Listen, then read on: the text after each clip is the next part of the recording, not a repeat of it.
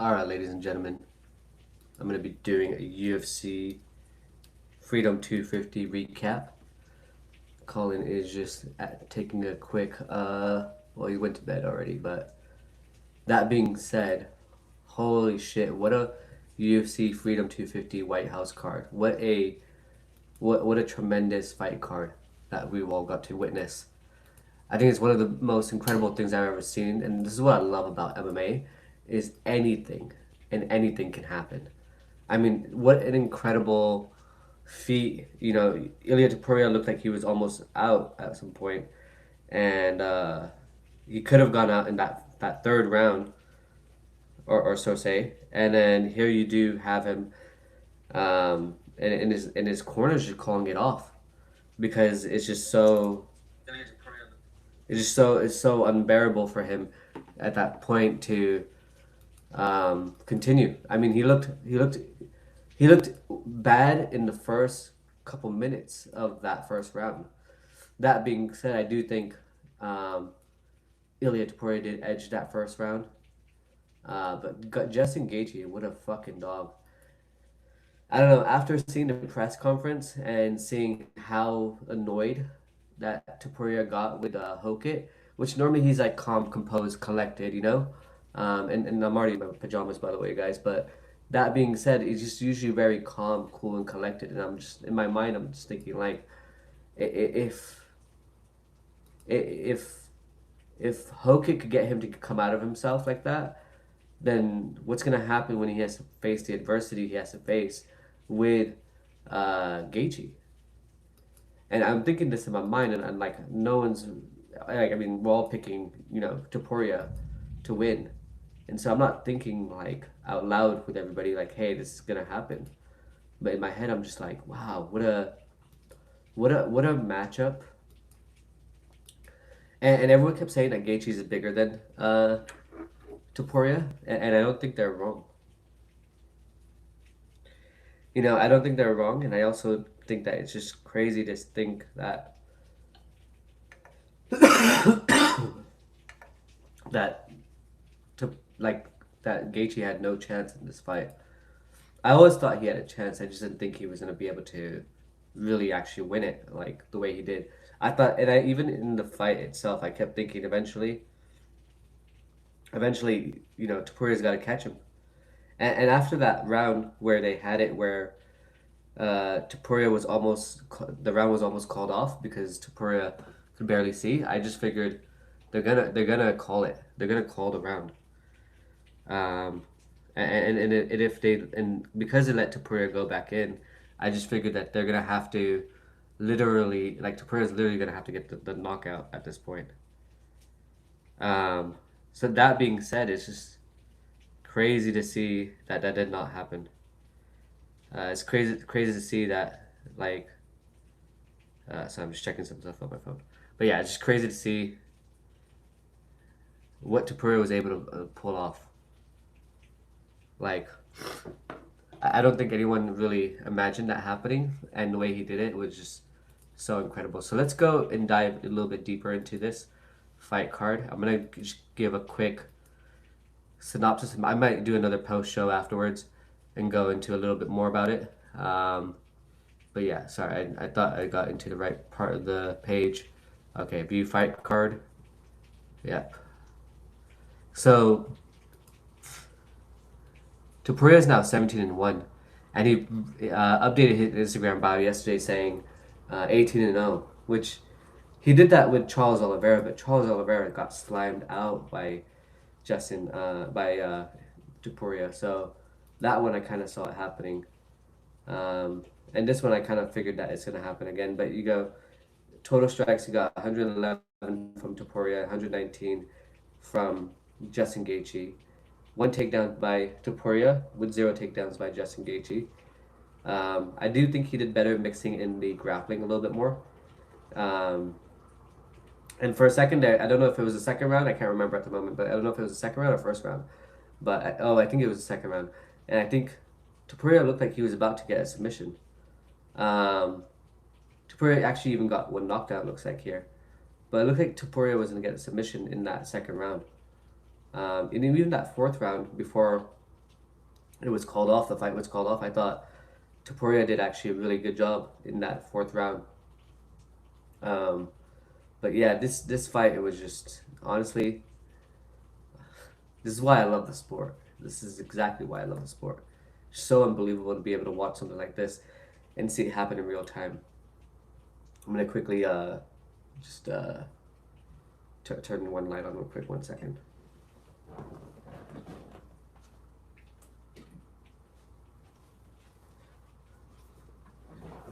So yeah, I was thinking the other one looks better, but doesn't really. Okay, so that being said, I got my nose running a little bit. Sorry about that, guys. That being said, oh my god, like this fight was just so incredible. I have to rewatch it, by the way. I really want to rewatch this fight. I just think it was so incredible to watch. Like from start to finish, this fight was just a barn burner. Like from start to finish, it was so good, so incredible. And if you missed it for whatever reason, you missed it. Maybe watching different sport. I know it's big sport weekend, all that stuff. Like by all means, if you have Paramount subscription, go back and watch this fight. It was so good. Like, so good. Like, I mean, this is arguably one of the biggest upsets of a century. You know? Um, I mean, people who fought Justin Gaethje usually look horrendous. Think about Tony Ferguson. Think about Michael Chandler, Topuria, Paddy Pimblett. They all look horrendous. Granted, I think Paddy Pimblett did get a little bit of that stuff, like the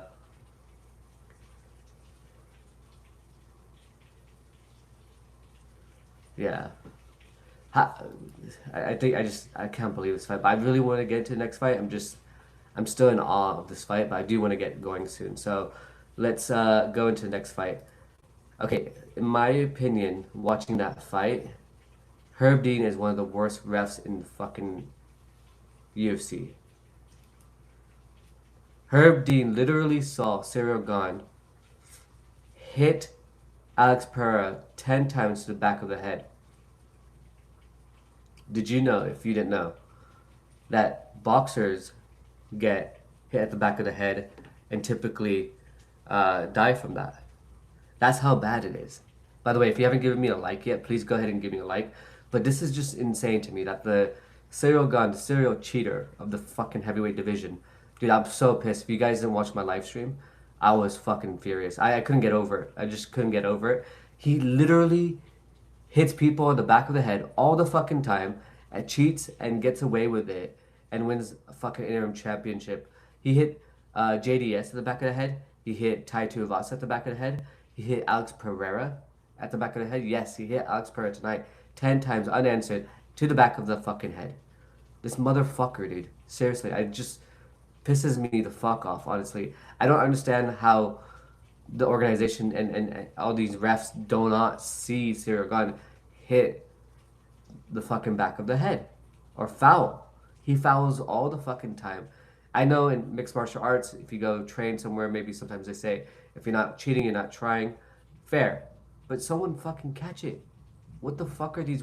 Herb Dean is, in my opinion, one of the worst refs I've ever seen in the UFC. Like, one of the worst. Granted, he does sometimes have good calls, but for the most part, he fucking is horrendous. I was at this Bobby Green fight versus Jalen Turner, and the dude got like 10, 12 unanswered shots before Herb Dean decided to go in. Herb Dean hesitates so much. And then he gets on the Ariel Helwani show. He's like, yeah, I also have this course coming out. Bro, why the fuck would anybody want to learn from you? You suck as a fucking ref. You let people cheat out of the fucking asshole. Like, this is stupid to me. I think it's so unfair. Honestly, I think it's so unfair. And the fact that this guy cheated, bro, all the time, it just doesn't make any sense to me, in my opinion. Like, how can you let Ciryl Gane cheat and then give him the interim heavyweight championship title? The dude cheated. Literally, they should have stopped that fight right there, paused the action, and restarted the action. And granted, I know he gave Alex Pereira the benefit of the doubt. Great job there, knowing that he has that repertoire, that championship thing. But Alex Pereira probably couldn't get his footing back because he got hit back to the head, in the back of the head 10 times. 10 times and no one fucking said anything. I swear to God, dude, like this guy, Herb Dean, is the worst, and worse than him is fucking Ciryl Gane. He literally is just, bro, scum of the fucking earth, man. I'm so I cannot believe how much this guy can cheat.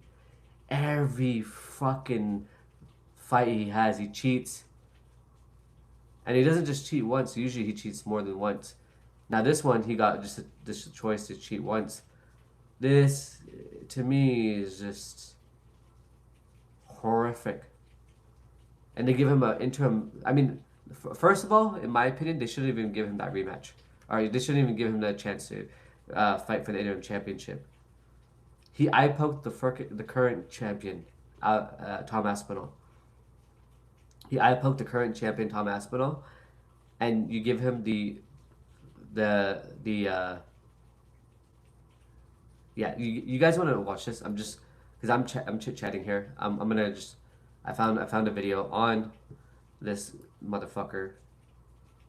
Sorry, I closed my shit. Pisses me off, man, because it's like it sucks, dude.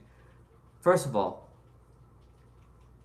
you shouldn't be cheating in the first place. If you cheat, if you grab the fence, do something to cheat.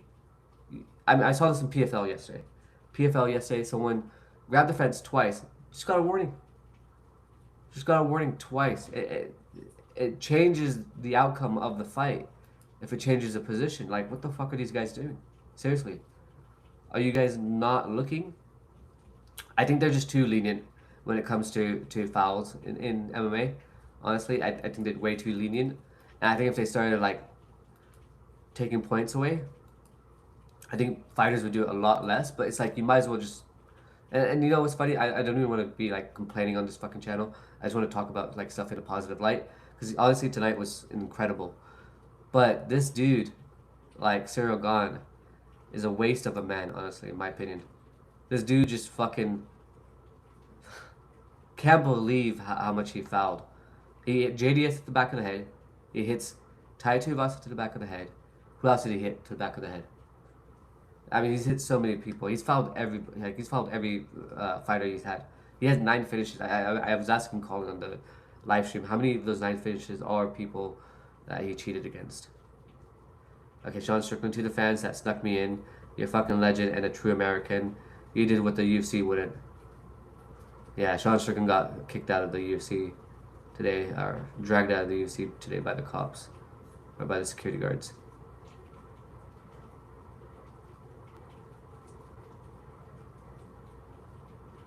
Alright, Terrence Crawford said, this is the guy that said he would knock me out and whoop me and Shakur at the same time.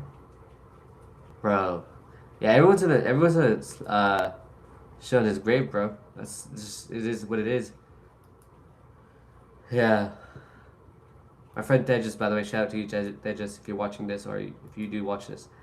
You had some crazy back and forths with Sean Strickland, so that's pretty dope. I'm not gonna lie. Even though you weren't being nice to him, my champ. It's all good. But let's go into the next fight. Let me just quickly send this message real quick. 1 second. I'll just tell people that we're live. Live recap of UFC Freedom 250. Okay. So, let me just, no one's probably going to join this, when I said it's a group, but it's okay. Alright guys. Those of you with me, thank you. Feel free to give it a like when you can. I see I got 2 likes so far, so appreciate that. Alright, let's go into it. So, Ciryl Gane's a serial cheater. Fucking dislike him a lot. I don't like to say hate, so I won't say hate, but I just really dislike him. Yeah, Aiemann Zahabi, in my opinion, didn't really have much for Sean O'Malley. Just kept doing the low teep kicks, or the low, sorry, not teep kicks, but the low leg kicks. I also thought he would have used his grappling a lot more, in my opinion. Based off of like some of his interviews, he did one with Fight Society, Wyatt at Fight Society. I thought he would have done way more grappling than he did. He didn't do that much grappling, honestly, in my opinion. And Sean O'Malley is obviously a sniper. Sean O'Malley, I wish he would mix it up with a little bit more combos like he used to when he was like younger in his career. I don't know why he doesn't anymore. He doesn't open up as much as he used to. That being said, people like try to argue with me and like say, oh, he lost to Peter Yan, he lost to Chito Vera. It's like, bro, those are fluke losses. Like, okay, the Peter Yan, he won on scorecards. The Chito Vera loss, like that was a perennial nerve issue. I mean, he won that in his championship, in his defense, in his championship defense, first defense. That being said, yeah, I am gonna be biased. I am a Sean O'Malley Blazer. I've been watching the dude for the past 6 years. I think he's fucking awesome. I learned a lot of cool stuff from him. But his performance today, I could just tell within the first like 30 seconds of the first round, this dude's feeling himself. Because if you look at him in the Song Yadong fight, when you watch the way he was moving in and moving forward and stuff like that, you could just tell that he wasn't really present. He wasn't really there. He was kind of hesitant. He was a little bit, and you can see that, right? I mean, I don't think this is something like brand new that I'm saying to anybody. I think everybody could see that, right? He was like very hesitant, very like unsure of himself, and then you see him in this fight, and he looks way more sure of himself. He looks incredible, honestly, in my opinion. He looked really good, and he looked like he was gonna win that, and he did. So second round, 4 minutes and 2 seconds in, he gets a KO TKO. I don't remember exactly what he landed, but holy shit, he slimed out Aiemann Zahabi. I think he landed like the right, or he landed a left, and then he landed like a right and a left. And the way he did it, like, because Aiemann Zahabi fell to the ground when he landed his shot, and then as Aiemann Zahabi is trying to get back up, he lands it again. I mean, someone asked him if he doesn't like Ariel Helwani, and he's gonna slime out Aiemann Zahabi, and that's pretty much what happened. Okay, so for the next one, you got Josh Hokit versus Derrick Lewis. Now, I kind of felt like this was gonna go the way it kind of did go. I was actually surprised that Derrick Lewis kind of actually made it that far, not just into the second round, but that far into the second round as well. Like, it was surprising to me that he made it into the second round, then he made it that far in the second round. If you look at the full fight, he's got, what, 8 strikes in total from Derrick Lewis versus 105. Like, bro, come on, dude. Like, he just had no... He's a blob. He's too old, I think, and he doesn't have... Like, I don't know. He's like a one-hitter quitter. He's got to either land that one hit, and if he doesn't, he's fucking gassed out. And Josh Hokit, my opinion, my future champ. My future fucking champ. I don't know how Josh Hokit will do against Ciryl Gane. I think that's going to be a very difficult matchup. But I didn't put Ciryl Gane into PFL because he fucking deserves it. You can cheat all you want over there. Generally, just like that, dude, if you guys haven't noticed. But yeah, let him go to the PFL. He can cheat all you want over there. Enjoy his cheating. Be eating his french fries and ketchup. I say that like it's supposed to be an insult, but it's not really an insult. But I love french fries, by the way. No offense to french fries. But that being said, my nose is like really bad right now. I probably should go to bed soon. Okay, what time is it? Oh shit, it's already 1:30. Okay, dude, this fight, I knew it. I knew it. If you watch my prediction show, even if you watch the live fight companion, I knew Michael Chandler was not gonna. He ain't who he thinks he is. He's not who he says he is. He talks a big fucking talk. Honestly, what I would prefer out of Michael Chandler at this point is to not fucking say shit. To not talk. He's a great talker, but that's all he does is talk. And he gets into that octagon, and he doesn't have any impulse control, over energetic, can't control himself, and just goes for the bang. Like, bro, if you're gonna be talking all that smack and saying that if there's a place for you to win it, this is the place for you to win. I completely don't disagree with you there, but win it, like fucking go win it, bro. I mean, I would get more excited, but like, I got my boy like sleeping right now, and I don't want to get too excited, but bro, I knew Ruffy was gonna do that. I knew it. Ruffy is so good. Ruffy's been training with Alexander Volkanovski, who's a champion, a current champ, not just a champion as in like a one-time champion with a bunch of title defenses, but a two-time champion in the featherweight division. Got slammed out accidentally by Ilia Topuria, and now, and I know, and I think Alex knows this deep down in his heart, I know Alex Volkanovski can beat Ilia Topuria. I understand what Topuria's game plan is, but Topuria could not do that to Justin Gaethje. And he had to get Justin Gaethje had to get him on the back foot. And once he got him on the back foot, it was pretty much lights out for fucking top turtle.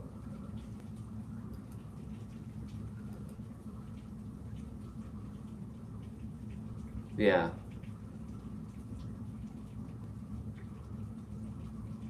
Everyone's in my group chat saying fuck with Ilia Topuria.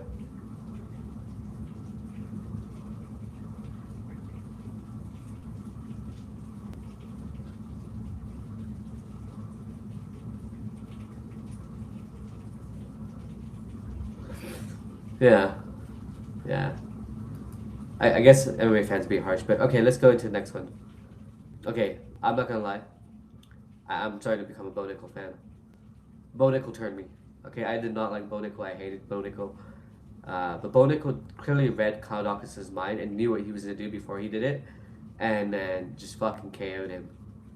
4 minutes and 34 seconds into the first round, he KOs him. Dude, this tan line that Bo Nickal I've been seeing in Kyle Daukaus is just crazy to me. He's got like my level brown hands or arms, forearms here, and he's got, yeah, okay. Regardless of that shit, Kyle Daukaus landed 26 strikes and 44 from Bo Nickal. Bo Nickal wasn't swinging good. His stand up doesn't look crisp to me. It doesn't look good to me, in my opinion. It looks like something that you don't want to watch, if I'm being honest with you guys. But he did a great job. I can't lie. He did a fucking great ass job. Okay? I loved it. I think he did an incredible job. I was very, very sincerely like amazed by his performance. Thought he did a lot better job than I was gonna originally anticipate. Honestly, I thought Kyle Daukaus was way too much for him too soon, in my opinion, just the way RDR was. And he proved me wrong. Okay, so I think he's ready. Now, is he ready for a top 15? I don't think so. I think Colin asked me that right after, and Colin and I were discussing it, and we talked about Jared Cannonier, we talked about Roman Dolidze, we talked about CLD. I don't think he's ready for that competition. Yeah, I think you give him one or two more fights outside the rankings, and then you give him someone in the top 15 eventually if he proves to do a good job. I didn't give him some tough people. Give him some tough motherfuckers that are outside the ranking, and see how he performs. That being said, I thought he did an incredible job. I'm not taking anything away from him. His performance was phenomenal. But yeah, I mean, he definitely won me over. Oh, dude, Steve Garcia, bro. Why did you have to strike in the pocket and go brawl for brawl with fucking Diego Lopes? Diego Lopes looked terrible, in my opinion, up until that point in the second round and the first round. He, in my opinion, looked horrible. He just wasn't throwing. He was too hesitant. He didn't seem like he was very comfortable. And all of a sudden, I don't know what happened, but he just decides to put it on, and he turns it up, and turns it up, and turns it up like a knob. And the more and more he turned it up, Steve Garcia panicked, and it just seems like Steve Garcia basically got slimed out from that. And I wish Steve Garcia would have won that, because that to me was like, yeah.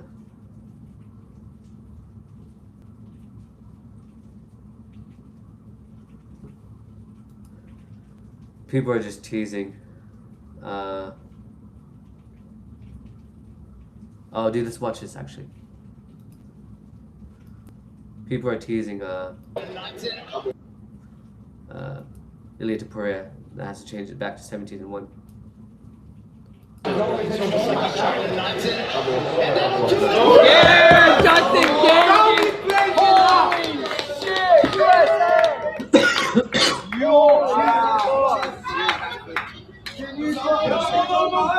shit!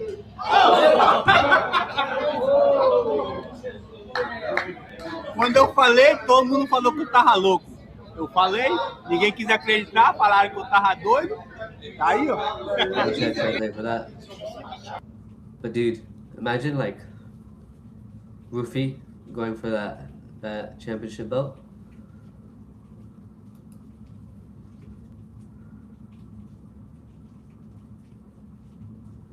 We got this over here. Let's watch this. We're gonna see the best boxer. You say the best boxer. We're gonna see. We're gonna see now. Brother, No brother, one can brother. This is not his last fight. I'm gonna go there. July 11th. I'm gonna handle business. We're gonna have a rematch at the end of the year. You know, Joe, I've sat by and listened to people claim this man to be the #1 pound-for-pound featherweight of all time when I sunned him at that weight. Do you know that I've listened to people throughout the years say they were only kids back then? Max had a UFC fight. They both look kids, brother. But I also, did you know, Joe, that he did say that he was going to strike with me the whole time, but he got injured in the fight off of a takedown. In Boston. Did you know that? Did you know that we're talking about the best fucking UFC, but they didn't turn into a wrestler in our fight? I don't know if you knew that. Connor, you remember you shot Connor. You got hurt on the ground, brother. He keep talking about weight this, weight that. I've been the smallest guy in my gym most of the time. I can't wait for it. He left because he's all tuned up. I can't wait. Just show up July 11th, brother. Oh, he's back. There it is. Yes, sir. Well, gentlemen, Connor, you're in rare form. Max, you're a legend. It's going to be spectacular in Vegas. It's all love always, Connor. I just can't wait, bro. I see you in July 11th, 9th Island. It's going to be fun. Thank you. McGregor's back, baby. See you on July 11th. God bless. God bless, Max bless. Alright guys, well thank you so much for watching. I appreciate you. If you're watching the replay, please do not forget to subscribe, like. I'll see you guys tomorrow. Thank you so much.